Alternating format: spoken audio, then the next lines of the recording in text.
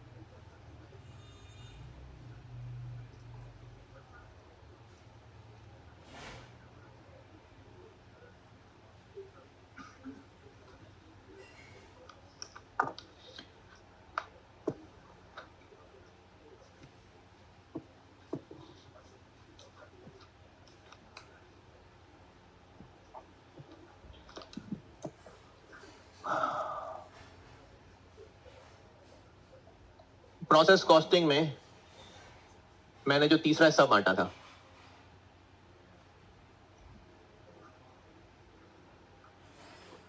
Entries और T accounts,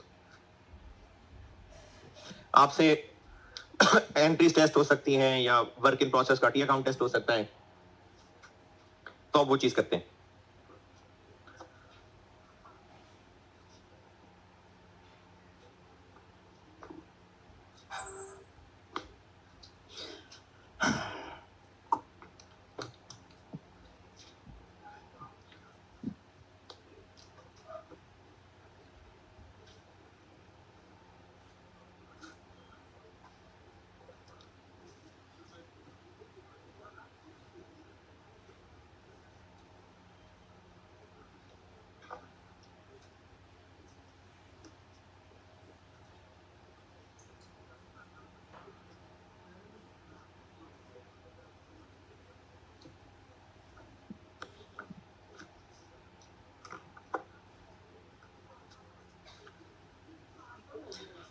ये देखें कहां से, किस पेज से शुरू की हुई मैंने। ये बाय प्रोडक्ट्स के बाद हेडिंग दी हुई मैंने अकाउंटिंग एंट्री लेजर अकाउंट्स, तो पेज 123।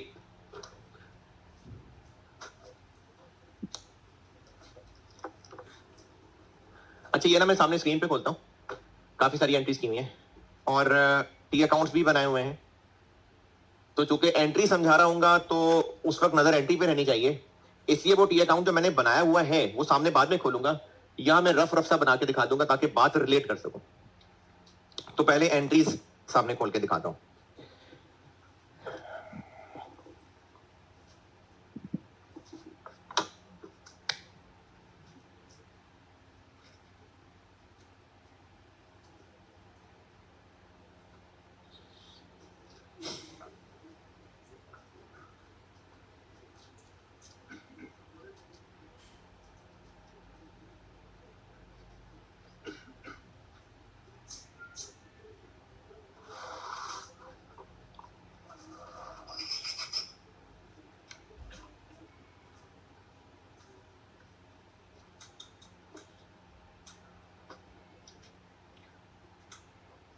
यहां लिखूंगा, नजर आएगा।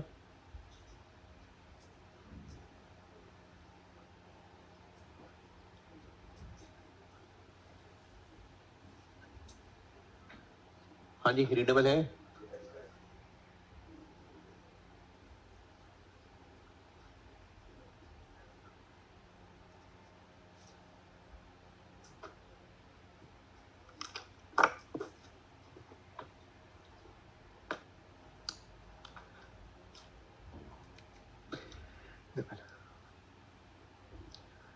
वर्क इन प्रोसेस, कल जो आपको डबल एंट्रीज बताई थी ना, अब मैं उनको प्रोसेस कॉस्टिंग में फिट कर रहा हूं।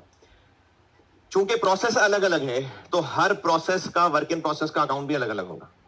जैसे अगर प्रोसेस बी का सवाल है तो वर्क इन प्रोसेस बी, ये जॉब कॉस्टिंग नहीं कह रहा, प्रोसेस कॉस्टिंग जितने भी प्रोसेसेस हैं, जितने डिपार्टमेंट्स हैं, हर एक की कैलकुलेशन अलग है, तो इसलिए हर एक का वर्क इन प्रोसेस अकाउंट अलग बन रहा होगा। मिसाल के तौर पे अगर मैं वर्क इन प्रोसेस 2 का सवाल बनाऊं तो फॉर एनी गिवन मंथ इसका कोई बीडी बैलेंस भी होगा। ये क्या चीज होगी? Opening work in process. ये फिगर कैसे बनी होगी? जो पिछले पीरियड के स्टेटमेंट ऑफ इवैल्यूएशन में क्लोजिंग वर्क इन प्रोसेस था वही इसका बीडी होगा। ये वो है जो सवाल में गिवन होता था। अब साल के दौरान या महीने के दौरान और क्या क्या हुआ हो सकता है? प्रोसेस 2 का सवाल है, क्या क्या हो सकता है पूरे महीने में? ट्रांसफर इन, ये ट्रांसफर इन पिछले प्रोसेस से इस प्रोसेस में आएगा। ये वाला प्रोसेस डेबिट, पिछला वाला प्रोसेस क्रेडिट। और किस अमाउंट से हो रही होगी एंट्री? जो कॉस्ट ऑफ, जो कुछ हम अब तक कैलकुलेशंस में करते आ रहे हैं ना, सब हो चुका हुआ है, उसकी एंट्रीज बना रहा हूं सिर्फ। तो वो जो कॉस्ट ऑफ यूनिट ट्रांसफर्ड इन होता था उस अमाउंट से ये वाला वर्क इन प्रोसेस डेबिट, पिछला वाला वर्क इन प्रोसेस क्रेडिट। फिर इसके अलावा मजीद कोई नया मटेरियल आ सकता है। ये वाला वर्क इन प्रोसेस डेबिट कहां से आ रहा है? मटेरियल, रॉ मटेरियल के स्टोर से आ रहा है, तो रॉ मटेरियल इन्वेंटरी क्रेडिट। पहले प्रोसेस का सवाल है तो ये नहीं होगा, तो ये नहीं है, बस ये होगा। तो वर्क इन प्रोसेस में डेबिट आ रहा है अगर मटेरियल, तो ये वो एंट्री, और अगर पिछले प्रोसेस से आ रहा है तो ये एंट्री। और ये दो एंट्रीज करने के बाद अगर इस अकाउंट की शक्ल देखें तो एक यहां ट्रांसफर इन आया और न्यू मटेरियल आ गया। ये मैंने बनाया हुआ है, ये सिर्फ देख लीजिएगा, ये बनाने की जरूरत नहीं है।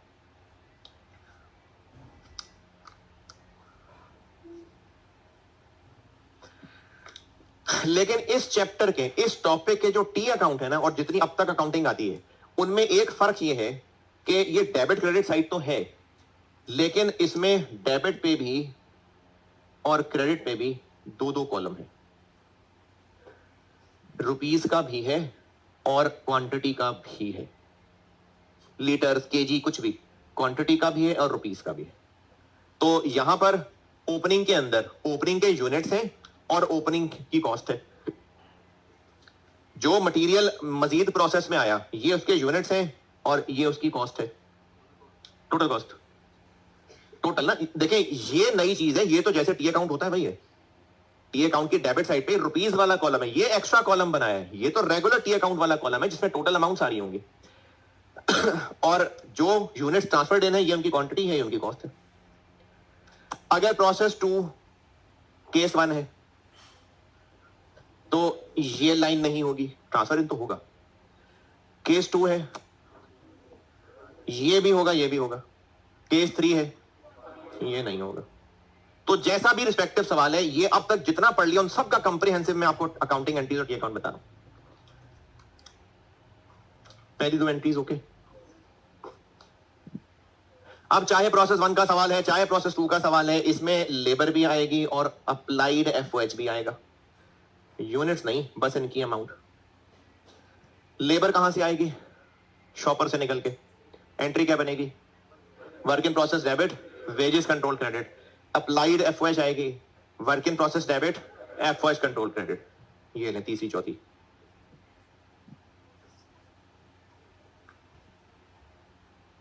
पहली 4 एंट्रीज ओके। अच्छा, इसमें आपकी कॉमन सेंस पे एक बात बड़े ही यकीन के साथ अज्यूम कर रहा हूं, मैं किसी एंट्री में वर्क इन प्रोसेस 1 लिख रहा हूं, किसी में 2 लिख रहा हूं, किसी में कुछ नहीं लिख रहा, तो जिसका सवाल है वो वाला वर्क इन प्रोसेस का नाम आ रहा होगा।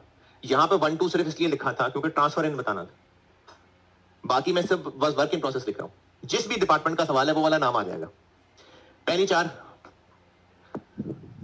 उसके बाद यहां से अगर ये आखिरी प्रोसेस है तो यहां का आउटपुट फिनिश गुड्स में जाएगा, और अगर ये आखिरी नहीं है तो अगले वर्क इन प्रोसेस में जाएगा। ये ट्रांसफर आउट, अगर तो ये आखिरी प्रोसेस था तो फिर ये फिनिश गुड्स में जाएगा, और अगर ये आखिरी प्रोसेस नहीं था तो अगले प्रोसेस में जाएगा। और अगर इससे बनने वाले एक नहीं ज्वाइंट प्रोडक्ट्स हैं तो मैंने ये सिर्फ ये कहना चाहा है कि वो 2 अलग अलग डेबिट होंगे। ये मैंने सिर्फ ये मिसाल अज्यूम करके रखी है,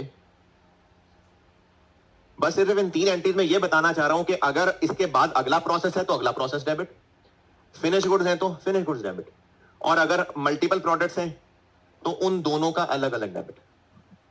ये सिर्फ मैंने ये बताया है इस मिसाल में कि एक फिनिश था और दूसरे अगले प्रोसेस में जाना था, तो मैंने इसलिए एक में फिनिश और एक में अगला प्रोसेस लिख दिया। बस इन तीन की समरी ये है कि यहां से जो आउट होगा वो डेबिट होना है। अगर फिनिश गुड्स में जा रहा है तो फिनिश गुड्स डेबिट है, अगले प्रोसेस में जा रहा है तो अगला प्रोसेस डेबिट। और इसकी अमाउंट क्या होगी? जो अब तक हम लोग स्टेटमेंट ऑफ एवेल्युएशन में कॉस्ट ऑफ कंप्लीटेड यूनिट्स निकालते आए हैं, और इस केस में क्या होगा?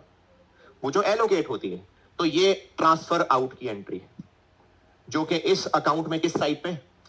इधर। ये आ गए यूनिट्स, ये आ गई कॉस्ट। ये एंट्री नंबर 5 देख ले।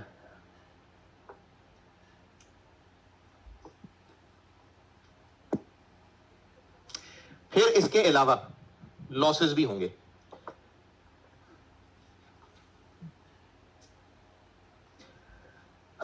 जो लॉस है, चाहे वो नॉर्मल हो चाहे एबनॉर्मल हो, प्रोसेस से तो यूनिट्स ने निकलना ही है ना बाहर, तो चाहे नॉर्मल है चाहे एबनॉर्मल है, इसको प्रोसेस से बाहर निकालना है। तो क्रेडिट क्या होगा? Work in process. जो नॉर्मल लॉस है, नॉर्मल, उसको हमने खराब इन्वेंट्री, स्क्रैप इन्वेंट्री के अकाउंट में सीधा पहुंचा देना। Scrap inventory debit. अच्छा, स्क्रैप इन्वेंट्री हम एक अलग से एक अकाउंट बना रहे हैं खराब इन्वेंट्री के नाम से। किस अमाउंट से? अलग से खराब इन्वेंट्री के नाम से अकाउंट बना रहे हैं, उसकी स्क्रैप वैल्यू से। तो ये स्क्रैप वैल्यू से। जो नॉर्मल लॉस है, नॉर्मल वाले, यानी उतने यूनिट्स जितने हमने सोचे थे, तो उसको स्क्रैप इन्वेंट्री में डेबिट और वर्क इन प्रोसेस से क्रेडिट। इस एंट्री की अमाउंट क्या है? नॉर्मल लॉस यूनिट्स की स्क्रैप वैल्यू। यानी इस अकाउंट में work in process credit, normal loss के यूनिट्स आ गए और उनकी अमाउंट क्या आई? Scrap value.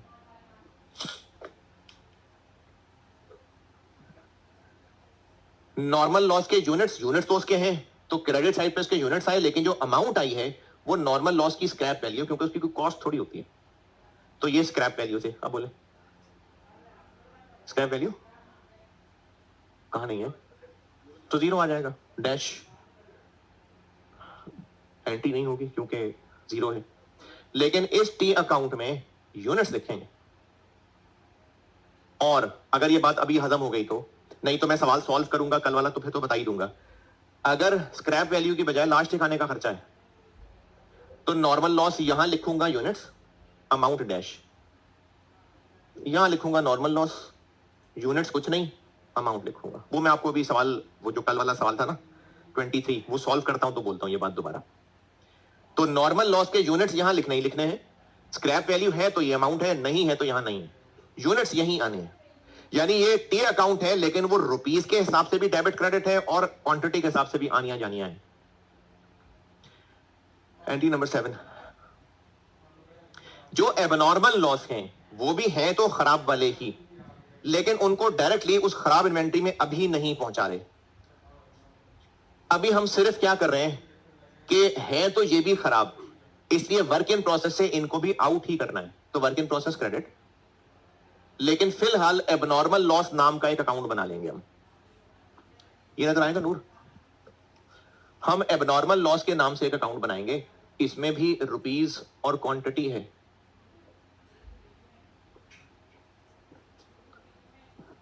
इस एंट्री को अगर अकाउंट में पोस्ट करें तो कहां कहां क्या क्या वर्क इन प्रोसेस से निकाल रहे हैं इसको, तो एबनॉर्मल लॉस के यूनिट्स भी यहां, और यहां पर स्क्रैप वैल्यू नहीं, उनकी कॉस्ट।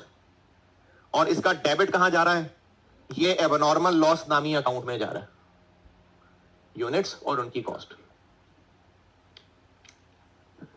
इन दो एंट्रीज के बाद वर्क इन प्रोसेस से नॉर्मल लॉस, एबनॉर्मल लॉस दोनों ही क्वांटिटेटिवली क्रेडिट हो गए। अब एक चीज सिर्फ ऐसे टैली करने के लिए बता रहा हूं, हम लोग नॉर्मल लॉस की recovery value per unit cost की वर्किंग में क्या करते हैं? माइनस करते हैं ना। तो देखें, ये करंट पीरियड कॉस्ट इस साइड पे लिखी हुई है और नॉर्मल लॉस की रिकवरी इस साइड पे लिखी हुई है, तो इफेक्टिवली माइनस ही हो रही है। तो नॉर्मल लॉस की रिकवरी वैल्यू इस साइड पे। इन दो एंट्रीज के करने के बाद वर्क इन प्रोसेस इन्वेंट्री से नॉर्मल एबनॉर्मल दोनों निकल गए, तो बाकी यहां क्या रह गया? क्लोजिंग, यूनिट्स और उसकी कॉस्ट।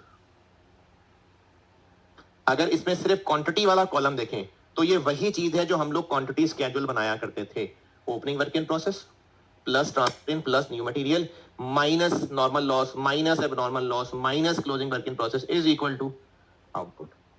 तो वो जो क्वांटिटी स्केड्यूल बनाया करते हैं ये वही यहां 2 कॉलम्स में टूट के बना हुआ है, बस वो हम पहले जैसा बनाएंगे बिल्कुल वैसे ही चलाएंगे, लेकिन अगर वर्क इन प्रोसेस का टी अकाउंट मांगा हुआ तो उसकी शक्ल दिखा रहा हूं। एंट्री नंबर 6 के अलावा मैंने 1 से 8 तक बताई हैं, ये आप एक बार फिर नजर से गुजार लें। 1 में मटेरियल प्रोसेस में आ रहा है, 2 में ट्रांसफर इन हो रहा है, 3 4 लेबर एफओएच हो गया, 5 ये ट्रांसफर आउट, और 6 नहीं बताई अभी। 7 और 8 से हमने लॉस यहां से निकाल दिया, और एक स्क्रैप इन्वेंट्री नामी अकाउंट बना के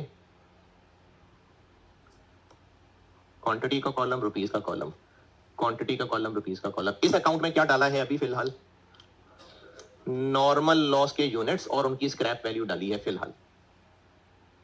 ये एंट्री नंबर 7 से यहां तक इन एंट्रीज 1 से लेके 8 तक 6 के अलावा। जी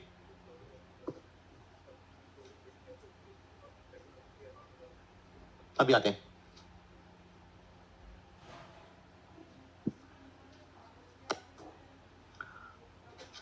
एंट्री नंबर 8 तक ओके।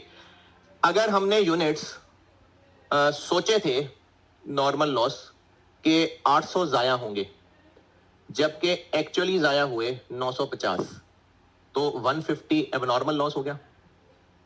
असल में खराब कितने हुए हैं, 950। असल में खराब पड़े हुए यूनिट्स स्टोर में कितने जाने हैं, 950। अभी हमने फिलहाल कितने फेंके हैं इधर, फिलहाल 800 फेंके हैं, बाकी 150 और यहां फेंक देते हैं। वो कहां है अभी, तो किधर गया वो, मैंने बनाया नहीं, वहां बनाया भाई। तो हम लोग एक एंट्री करेंगे जहां पर एबनॉर्मल लॉस को उठा के स्क्रैप इन्वेंट्री में फेंक देंगे।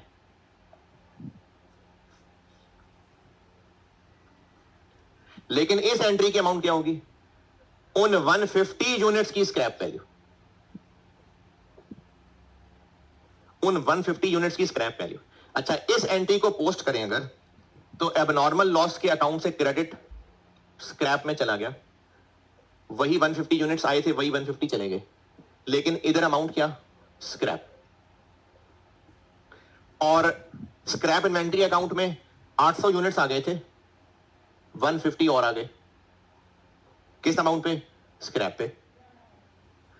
ऐसा करने से स्क्रैप इन्वेंट्री में 800 और 150 पूरे 950 यूनिट्स आ गए। अब हम इनका क्या करें, कबाड़िए को बेच दें। कितने के बेचेंगे, स्क्रैप। तो ये वही अमाउंट और यूनिट्स बने हुए जो हमने कबाड़िए को बेचने हैं।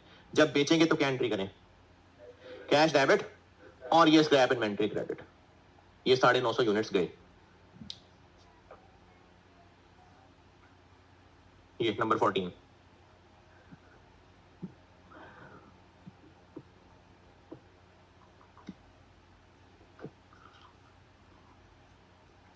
स्क्रैप इन्वेंट्री का अकाउंट खत्म। यहां पर इस वक्त क्या है, 150 यूनिट्स आए थे, 150 यूनिट्स गए, लेकिन अमाउंट कॉस्ट आई हुई है, जबकि क्रेडिट स्क्रैप वैल्यू। किसकी स्क्रैप वैल्यू, एबनॉर्मल लॉस की। अब ये कोई इन्वेंट्री तो है नहीं, एबनॉर्मल लॉस अकाउंट है, इसको तो करना है क्लोज। जब क्लोज करेंगे ये तो टैली है, लेकिन रुपीस वाले कॉलम में बैलेंसिंग फिगर आएगी किस साइड पे, इस साइड पे। वो जो बैलेंसिंग फिगर आएगी वो P&L में चली जाएगी। इसलिए आपको शुरू में बताया था कि P&L में एबनॉर्मल लॉस कितना जाता है, कॉस्ट माइनस स्क्रैप वैल्यू। वो इसलिए माइनस बताया था कि इसका बैलेंसिंग फिगर P&L में जाएगा।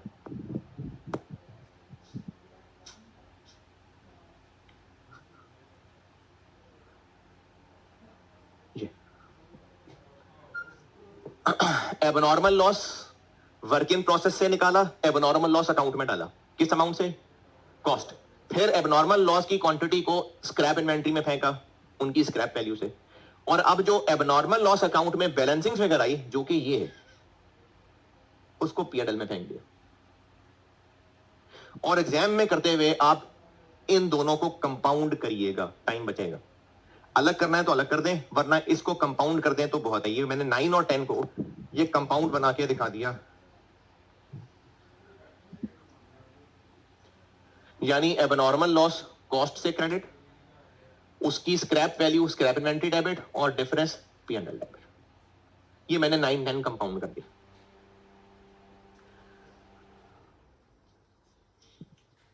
हाँ जी, एबनॉर्मल लॉस की बात समझ आई तो फिर एबनॉर्मल गेन बताऊंगा, वरना तो पिछली वाली बात भी बाहर आ जाएगी। एक मिनट,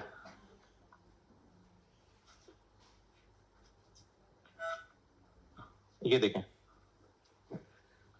स्क्रैप इन्वेंट्री, ये नॉर्मल गेन छोड़ देना। स्क्रैप इन्वेंट्री नॉर्मल लॉस के यूनिट्स और स्क्रैप वैल्यू लाया, एबनॉर्मल के यूनिट्स और स्क्रैप लाया और बेच दिया कैश। ये scrap inventory close. Abnormal loss debit पे वर्क इन प्रोसेस से यूनिट्स और उसकी कॉस्ट लाया, फिर यहां से स्क्रैप इन्वेंट्री में यूनिट्स और स्क्रैप वैल्यू भेज दी और बैलेंसिंग फिगर P&L। अब आपसे सवाल अगर रिक्वायर्ड हुआ वर्क इन प्रोसेस के टी अकाउंट का, यानी तो ये फिगर्स तो सवाल में गिवन होती हैं, ये तो आपको करंट मंथ डाटा दिया होगा, ये ओपनिंग वर्किंग, ये सब गिवन है। ये figure normal loss, abnormal loss और यहां तक के सीडी, ये हमें सारे सवाल वाली सेम पूरी मेहनत करके स्टेटमेंट ऑफ इवैल्यूएशन बना के ये फिगर्स निकाल के यहां लिखनी होंगी। यानी अगर वर्क इन प्रोसेस का टी अकाउंट का सवाल रिक्वायर्ड है या इवन के अगर जनरल एंट्रीज के भी सवाल रिक्वायर्ड है, तो इस ट्रांसफर आउट की एंट्री के लिए ये फिगर चाहिए ना, एबनॉर्मल लॉस की एंट्री के लिए फिगर चाहिए, तो हमें वर्किंग में स्टेटमेंट ऑफ इवैल्यूएशन तक पहुंचना पड़ेगा। इसलिए मैंने ऑटम 23 सॉल्व करते हुए कल एक पेज छोड़ के बाकी सारी स्टेटमेंट ऑफ इवैल्यूएशन बनाई थी।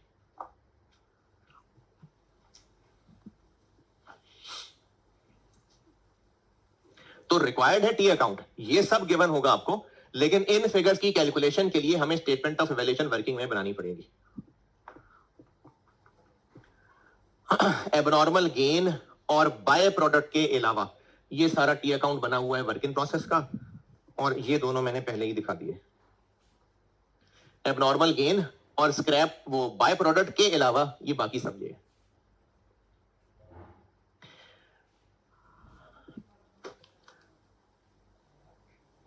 एक्चुअल लॉस हुआ 700 यूनिट्स,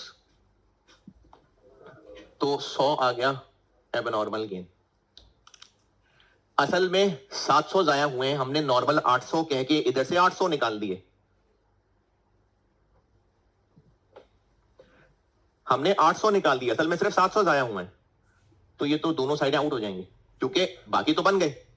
तो हमें इसको इस साइड पे लिखना होगा तभी ये टैली होगा। हमने ज्यादा यूनिट्स निकाल दिए हैं इसलिए 100 यहां डेबिट पे लिखने पड़ेंगे, और एबनॉर्मल गेन इस साइड पे, एबनॉर्मल लॉस इस साइड पे आ रहा है, तो इसकी अमाउंट क्या होगी? एबनॉर्मल गेन की cost.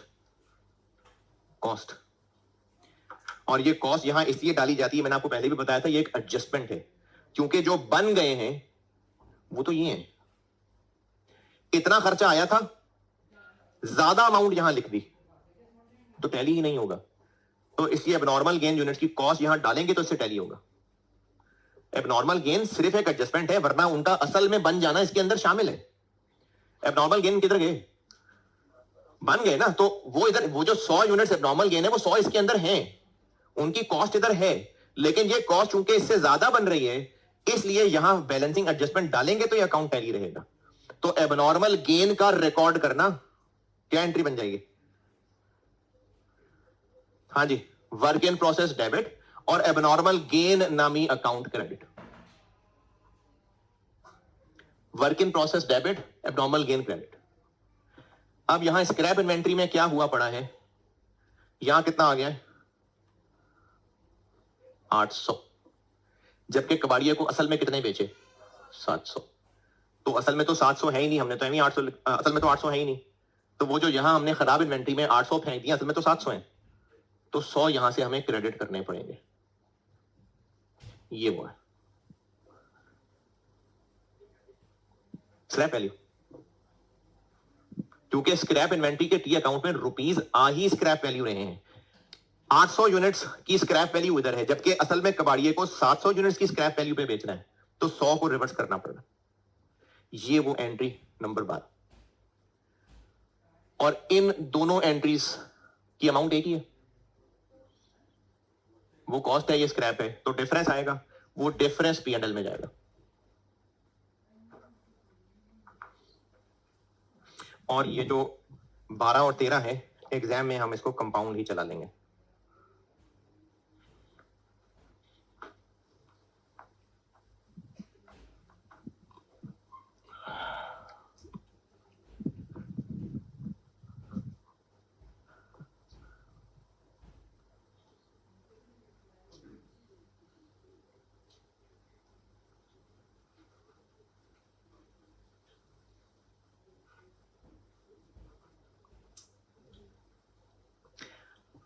By product, by product इधर आना है, किधर आना है? वो भी आउटपुट ही है जी, यहां आना है, तो बाय प्रोडक्ट इधर आना है, और उसकी amount work in process credit. अगर इस बाय प्रोडक्ट ने बस अब बिकना ही है तो बाय प्रोडक्ट की इन्वेंट्री डेबिट, और अगर आला तालीम हासिल करने आगे जाना है तो अगला प्रोसेस। और इस एंट्री की अमाउंट क्या है?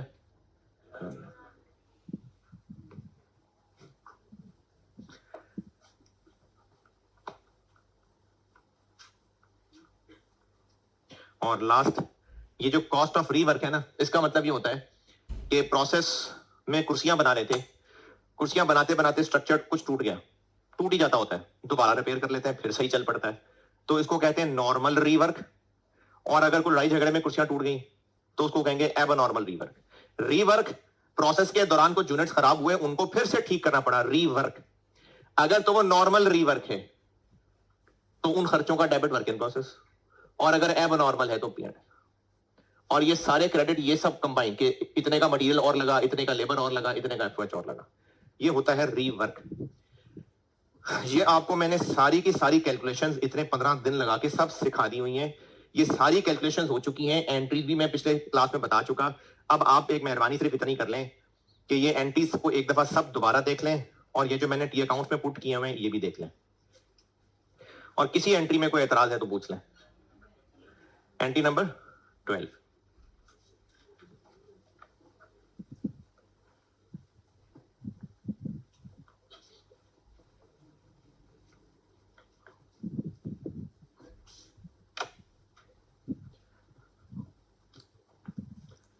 एबनॉर्मल गेन का अकाउंट बनाया जिसमें रुपीज हैं और क्वांटिटी है। एबनॉर्मल गेन को हमने वर्क इन प्रोसेस की डेबिट साइड पे लिखना है, वरना वर्क इन प्रोसेस टैली नहीं होगा। तो एबनॉर्मल गेन नामी अकाउंट में आ गया क्रेडिट, उसके यूनिट्स और उसकी कॉस्ट। ये स्क्रैप इन्वेंट्री में क्रेडिट साइड पे यूनिट्स क्यों लिखने पड़ रहे हैं? क्योंकि असल में खराब है ही नहीं 800, असल में तो सिर्फ 700 खराब हैं, तो 700 हमें रिवर्स करने पड़ रहे हैं। स्क्रैप इन्वेंट्री 100 क्रेडिट, और ये एबनॉर्मल गेन डेबिट, किस अमाउंट से? स्क्रैप। अब एबनॉर्मल गेन नामी अकाउंट में इस तरफ आ रही है कॉस्ट, इस तरफ आ रही है स्क्रैप, बैलेंस करेंगे तो इस तरफ आएगा, ये बैलेंसिंग फिगर P&L में चली जाएगी।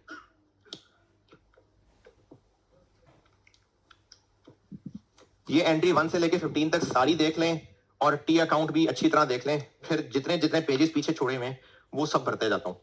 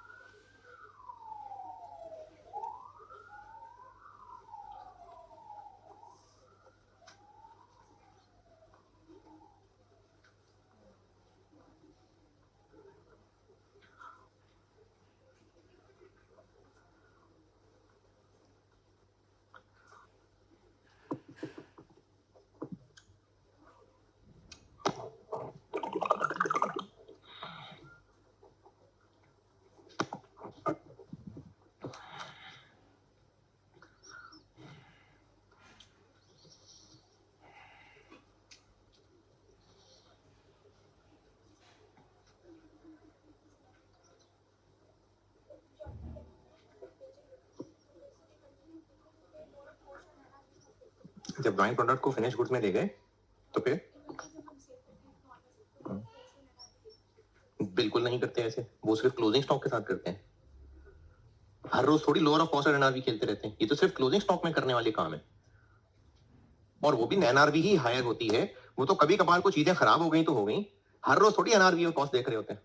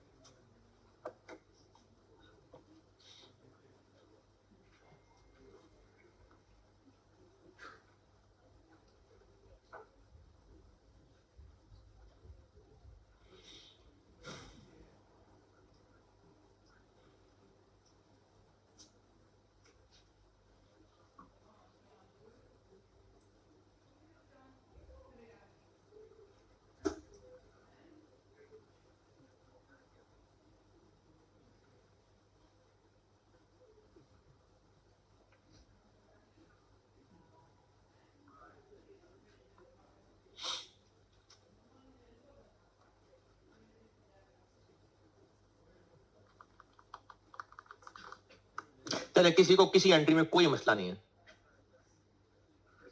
ठीक है। ऑटम 23 कल मैंने बोर्ड पे सॉल्व किया था, तो आप सवाल दोबारा पढ़ लें, जो सोल्यूशन किया था उसको अच्छी तरह दोबारा देख लें, फिर मैं जो पेज खाली छोड़ा था वो बोर्ड पे करता हूं।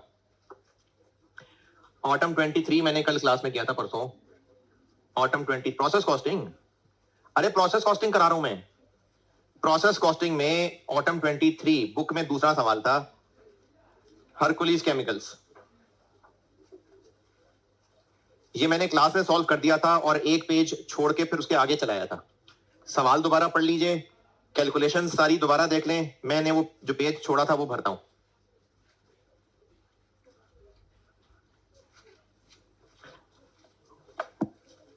और आप ना, आपने अब ये लेक्चर तो लिखा ही है रजिस्टर के ऊपर, तो उसके नीचे पे मेंशन करेंगे इसके बाद सर फलाने चैप्टर फलाने क्वेश्चन पे चले गए थे, तो वो इसी की प्रैक्टिस ही है।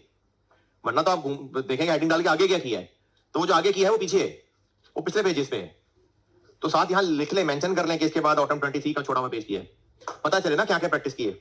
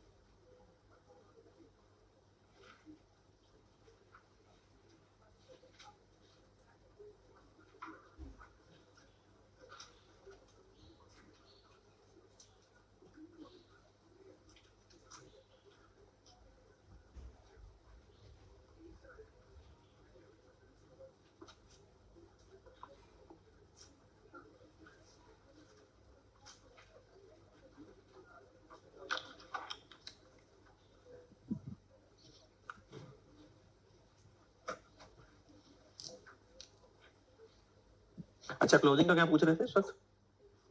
इसका क्या पूछ रहे थे, कैसे पता चलेगा कि?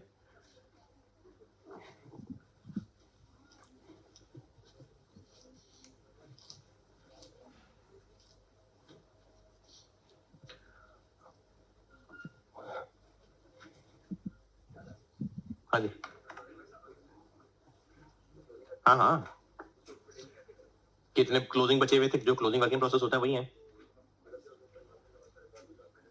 हाँ, तो क्लोजिंग बचा वही आ रहा है ना, अकाउंट का सीडी बैलेंस है तो वो सबके बाद बचा वही आ रहा होता है ना। हुई है कि नहीं हुई है पता नहीं, वो तो इंस्पेक्शन स्टेज पे डिपेंड करता है। नहीं नहीं, हाँ जी, बैलेंस कैसे होगा? दोनों का डिफरेंस, क्रेडिट पे लिखी हुई अमाउंट और डेबिट पे लिखी हुई अमाउंट का डिफरेंस।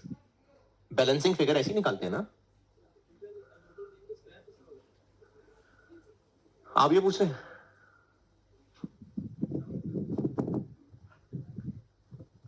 ऑटम 23 अब तक पढ़ लिया होगा आपने अच्छे तरीके से। रिक्वायर्ड क्या है? वर्क इन प्रोसेस 1 भी और वर्क इन प्रोसेस 2 भी। ये जो पेज खाली छोड़ा था ये वो भरते हैं।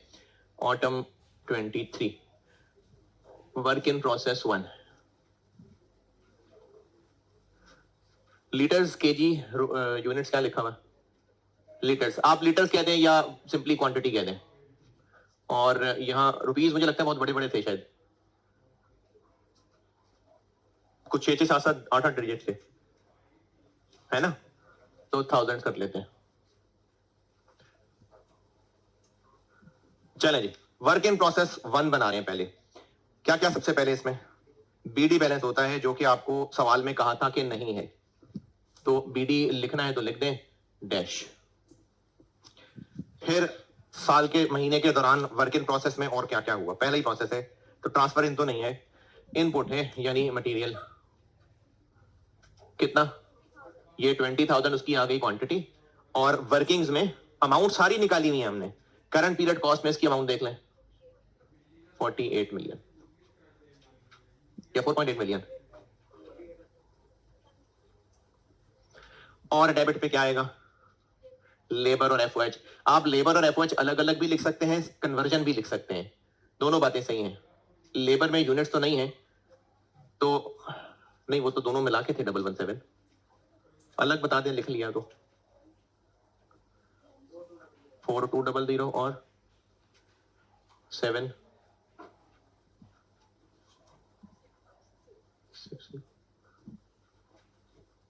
और इसमें क्या आएगा?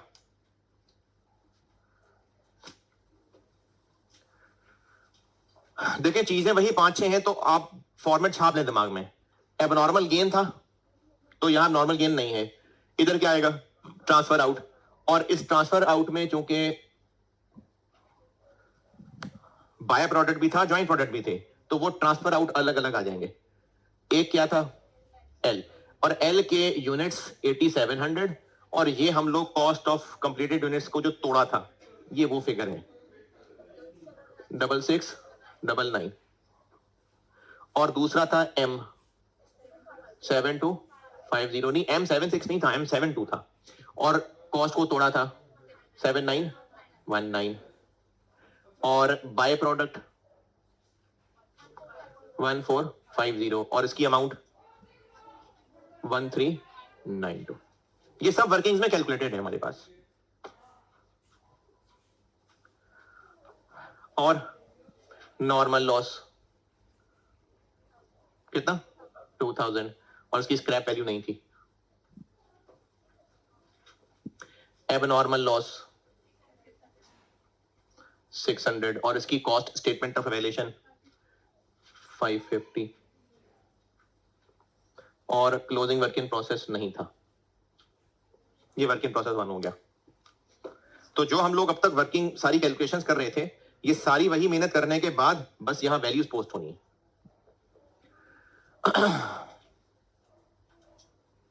ये वर्क इन प्रोसेस 1 बन गया।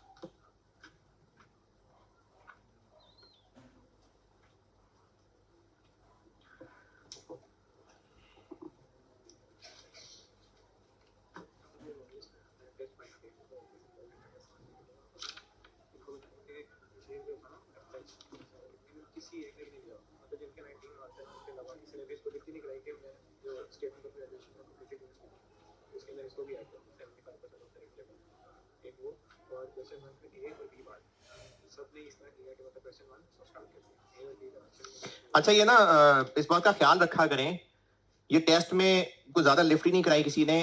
रिक्वायरमेंट का ए और बी अलग अलग थे, उनके नंबर भी अलग अलग हैं, तो आपने सोल्यूशन में ए और बी मेंशन ही नहीं किया। बस क्वेश्चन वन, वो भी शुक्रिया, क्वेश्चन वन लिखा आपने, लेकिन ए और बी का पार्ट का हेडिंग भी लिखनी थी। और इतने सारे बच्चों को ये बात या तो भूल जाते हैं, जान के ऐसी शरारतें करते हैं। ओपनिंग वर्क इन प्रोसेस में लेबर दिया हुआ मैंने, उसको भी कन्वर्जन बनाना था, पहले भी किया है क्लास में इस तरह का काम, वो लिफ्ट ही नहीं करा रहे यार लोग उस बात को।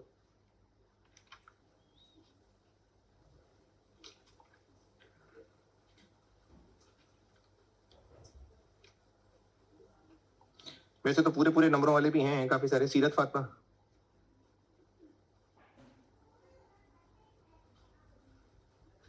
ये दूसरा नाम क्या है? हैं? उसैरम, उसैरम नाम है, उजैरम। ये कौन है? उजैरम ही है? अच्छा, पहले तो सुना नाम। बेनिश काजमी, जैनब शफीक, ईमान इनाम, फिजा अशफाक,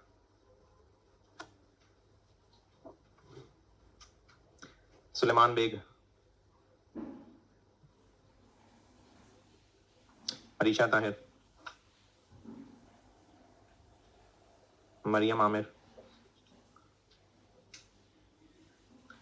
जोहा सरवर, मिनाहिल नवाब, सीमाब शकूर और अरीज सलीम।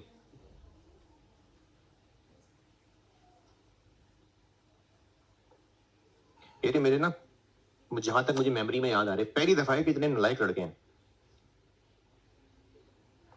फातिमा गुलाम, ठीक है, देख लेंगे फाइनल। किंजा ईमान, चलिए 19 ठीक है, शाबाश। Process one, work in process two. ये ए रिक्वायर्ड था और ये बी रिक्वायर्ड है।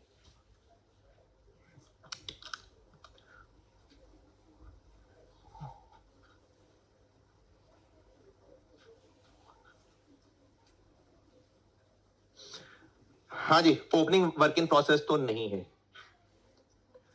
वर्क इन प्रोसेस टू, एक तो वो ट्रांसफर इन है 72507919, और प्रोसेस टू की अब आए कैलकुलेशंस पे, जहां जहां हमने करंट पीरियड कॉस्ट और सब कुछ। न्यू मटेरियल है 1750315, लेबर 600, FOH 1080।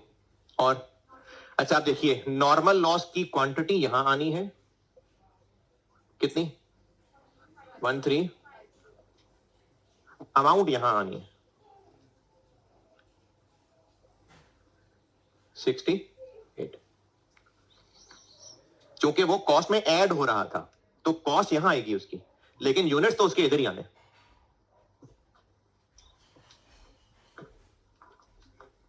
एंट्री क्या होगी? Work in process two debit और नॉर्मल लॉस क्रेडिट है। नॉर्मल लॉस नहीं डेबिट हो रहा, वर्क इन प्रोसेस डेबिट हो रहा है यार। इसकी एंट्री होगी work in process two debit, normal loss, बल्कि नॉर्मल लॉस नहीं, स्क्रैप इन्वेंट्री क्रेडिट 68 से। और स्क्रैप इन्वेंट्री बेचेंगे तो खर्चा होगा, scrap inventory debit, cash credit होगा।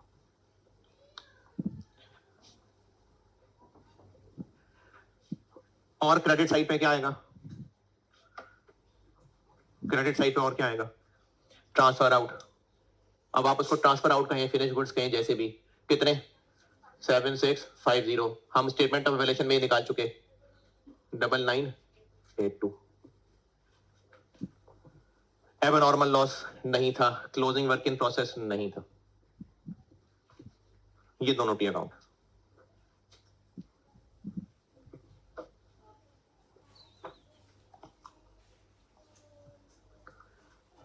यानी अगर वर्क इन प्रोसेस के टी अकाउंट का सवाल है तो एक पेज या आधा जितना भी लगेगा वो छोड़ के पहले जैसे अब तक कर रहे थे सब सारी कैलकुलेशंस कर लें, फिर वहां से फिगर्स देख के यहां डालनी है।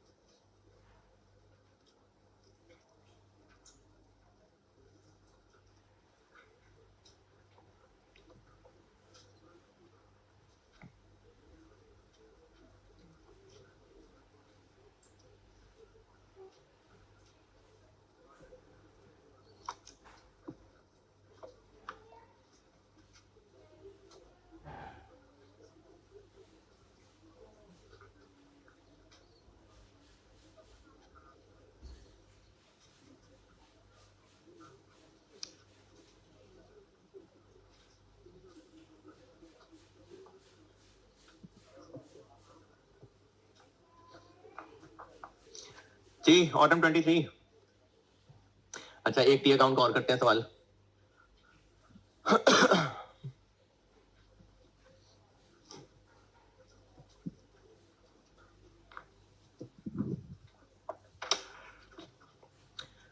आप पढ़ लें।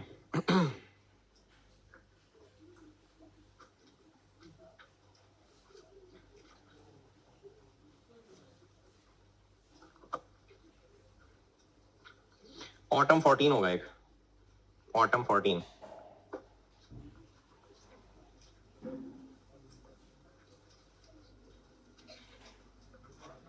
Ababeel foods,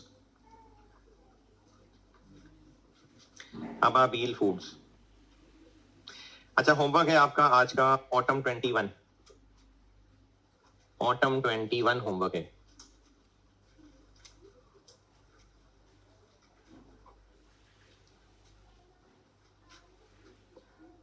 autumn 21 green limited, ये होमवर्क है। प्रोसेस 2 का सवाल है, प्रोसेस 2 का टी अकाउंट मांगा हुआ है, तो मेहनत सारी वही प्रोसेस 2 वाली है और नया मटेरियल ऐड भी हो रहा है, केस 2 है, तो वर्क इन प्रोसेस 2 का सवाल है, लेकिन कैलकुलेशन नहीं है कॉम्प्लिकेटेड।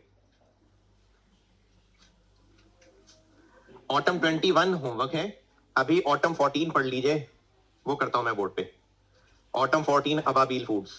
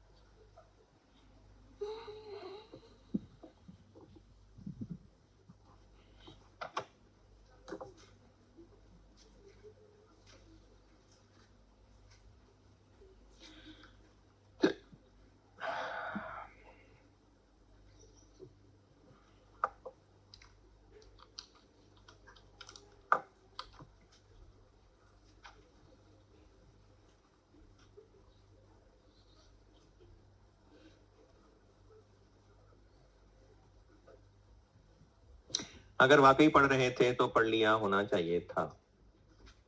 इसमें ना ये जो 4,40,000 आ रहे हैं ना वेट आफ्टर कुकिंग, इसको फिलहाल इग्नोर करें, इसके बगैर सवाल हो जाएगा, फिलहाल इसको इग्नोर रखें। क्या रिक्वायर्ड है? कुकिंग डिपार्टमेंट का प्रोसेस अकाउंट, यानी वही work in process account. Work in process cooking का, और रुपीज इन थाउजेंड्स ही हैं शायद, केजीज और रुपीज इन थाउजेंड।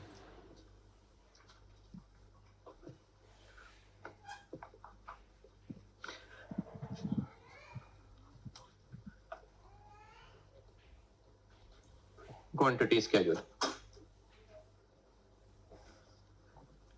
जी जनाब। Opening work in process 30,000, input 420, closing 65,000। Inspection stage कितनी है? 80%। तो ये इस महीने के पिछले महीने, इस महीने ये इंस्पेक्ट, तो इसका मतलब है कि अगर इसी का नेट कर लें तो इंस्पेक्टेड यूनिट्स ही आ जाएंगे 385। तो नॉर्मल लॉस बन गया इसका 5%। अच्छा, अब इसका जो 5% है ना, वो हमें दो टुकड़ों में तोड़ना पड़ेगा। इसलिए तोड़ना पड़ेगा क्योंकि जो चिड़ियां ले गई उसकी तो एनआरवी कोई नहीं है, स्क्रैप। जो वेस्ट हुआ है उसकी स्क्रैप वैल्यू है, तो है 5%, लेकिन उसको तोड़ना पड़ेगा 2% और 3% में। नॉर्मल लॉस है 5%, लेकिन इस 5% का ब्रेकअप ये दिया हुआ है कि 2% वेट लॉस है, इवेपोरेट हो गया, और 3% रिजेक्शन है। ये 5 का ब्रेकअप है। Normal loss is 5% and comprises of, तो 5 को 2 और 3 में तोड़ना है, और ये 2 और 3 लगना इसी 385 का ही है, बस वो जो 5 होना था वो 2 और 3 अलग अलग है। 2% इवेपोरेशन है और ये रिजेक्शन है जी। 7700 11550, और एक लाइन छोड़ के आउटपुट 362,000, और उसको बैलेंस करें तो एएल है कि एजी है?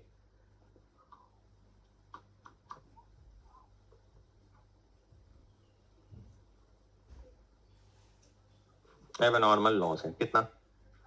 3750। Equivalent production,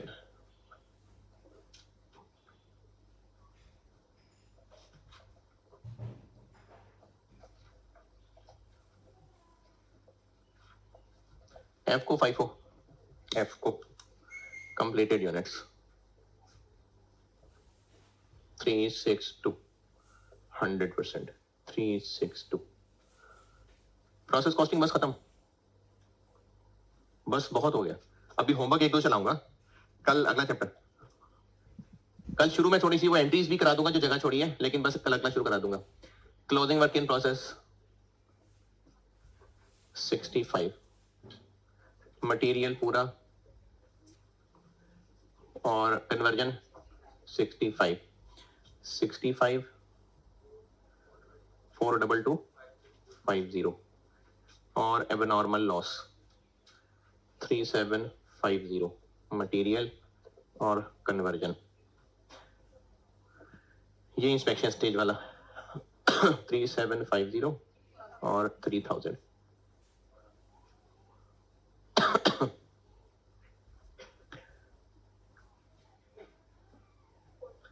four 0750, 407250।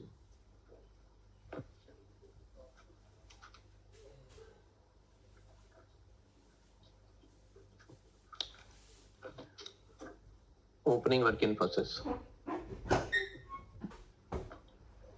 6260।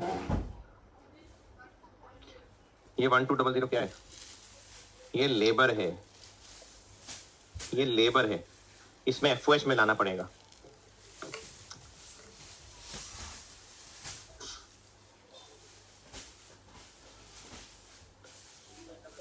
2833,600. ये लेबर में एफओएच मिला है साथ, और करंट पीरियड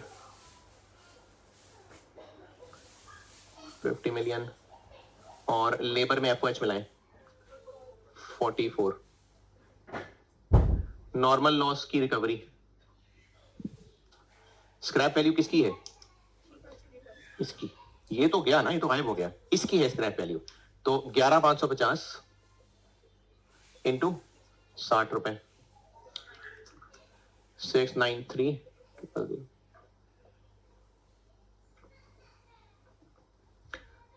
555 6 555 670 0 430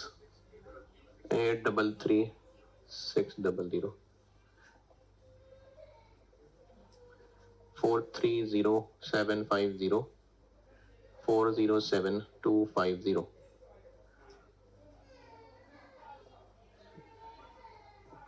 129. ये इतना ही है बस.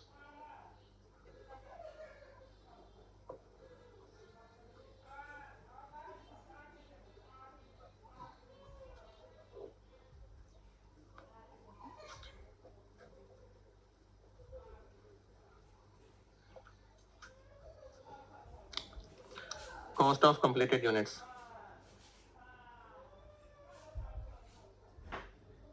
थाउजेंड्स में बता दें बेशक. 362,000 इनटू ये दोनों 129 plus 115 88,328. Cost of closing work in process. Material 65,000 into 129 और कन्वर्जन 42250 इंटू 115. टोटल ही बता दें, जगह नहीं मेरे पास. 1324 4. Cost of abnormal loss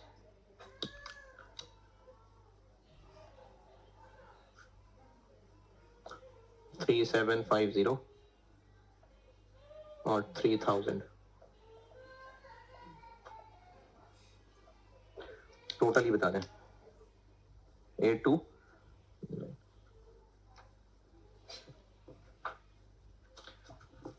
क्या करें सारी वैल्यूज? BD 30,000 और 6260 प्लस 2834 9094. मटीरियल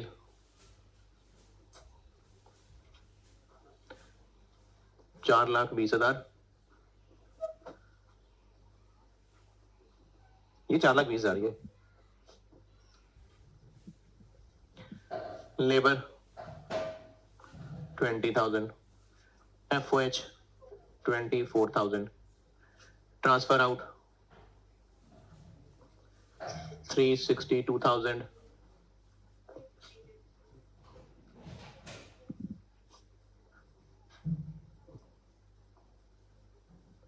नॉर्मल लॉस, जो वेट लॉस है वो तो गया 7700 और जो रिजेक्शन है 11550 वो है 693. Abnormal loss 3750 829. Closing work in process 65,000 132. ले जी, इतनी सी बात थी. कल वो जो एंटीज का पेज छोड़ा हुआ वो करा के तो बस फिर अगला चैप्टर कराता हूं. ऑटम 21 करके आइएगा जी. अच्छा हाँ, एक मिनट. इस सवाल में बस छोटी सी बात वो सुन लें, इस सवाल में कोई फर्क नहीं पड़ा, लेकिन अगर पड़ता तो इस 440 का क्या करते ये बता रहा हूं। ये जो 440,000 दिया हुआ है इसका क्या करते ये बताने लगा हूं, और कब करते। इस सवाल में हमने एबनॉर्मल लॉस के सामने ये क्या लिखना होता है, कॉस्ट। लेकिन अगर जनरल एंट्रीज रिक्वायर्ड होती तो हमें एबनॉर्मल लॉस की एंट्रीज में सिर्फ कॉस्ट चाहिए होती या उनकी स्क्रैप वैल्यू भी चाहिए होती। उनकी स्क्रैप वैल्यू भी चाहिए होती। स्क्रैप वैल्यू सबकी है या सिर्फ रिजेक्शन वालों की। तो एबनॉर्मल लॉस में भी हमने फिर वेट लॉस और रिजेक्शन को तोड़ना होता। देखें नॉर्मल लॉस भी ये दो हैं, तो एबनॉर्मल लॉस के भी दो टुकड़े होते और उनमें से स्क्रैप वैल्यू किसकी होती, सिर्फ रिजेक्शन वाले की। तो अगर एंट्रीज मांगी होती तो इस 440,000 का जरूर कुछ करते। क्या करते? पहले से मशीन में कितना पड़ा था, 30,000। मशीन में कितना और आया, 420। मशीन में इतने किलो आया, पकड़ने के बाद कितना किलो रह गया, बाकी 10,000 किलो किधर गया, वेट लॉस। इसमें से नॉर्मल वेट लॉस है 77, तो फिर बाकी क्या है, बाकी एबनॉर्मल है 23। तो फिर वो जो एबनॉर्मल लॉस 3750 है, इसमें से वेट लॉस 23 है, तो बाकी फिर रिजेक्शन है 1450। ये करते अगर एंट्रीज मांगी होती तो फिर हमें इस 3750 के भी दो टुकड़े चाहिए होते कि कितना वेट लॉस है और कितना रिजेक्शन है। वहां ये 440 इस्तेमाल होता। 440 है, पकने के बाद कितना किलो वजन रह गया था, तो 10,000 किलो फिर उड़ गया, पानी खुश हो गया, तो इतने किलो एक्चुअली वेट लॉस हो गया, उसमें से इतना नॉर्मल है, तो फिर बाकी एबनॉर्मल है। और एबनॉर्मल लॉस 3750 में से अगर इतना वेट लॉस है तो बाकी फिर रिजेक्शन वाला है, और स्क्रैप वैल्यू इसकी होती। चलो ठीक है।